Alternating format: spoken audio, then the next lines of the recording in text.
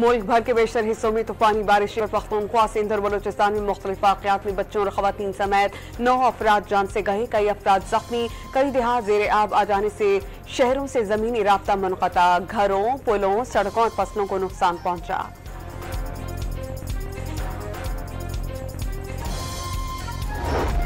Supreme court of Pakistan के 2 जजेस के तफसीली फैसले ने अक्सरियत के फैसले पर बहुत बड़ा सवालिया निशान लगा दिया। फैसले पर अहमद दरामद आइन के आर्टिकल को मुअत्तल करना पड़ेगा, वज़ीर इत्तलात अताउल्लाह तारड़ का दावा। हुकूमत का मकबूजा कश्मीर की खुसूसी हैसियत के खात्मे के खिलाफ कल यौम इस्तेहसाल कश्मीर मनाने का ऐलान। कश्मीरियों की सियासी, सिफारती और अखलाकी हिमायत जारी रखने का आज़्म का वादा।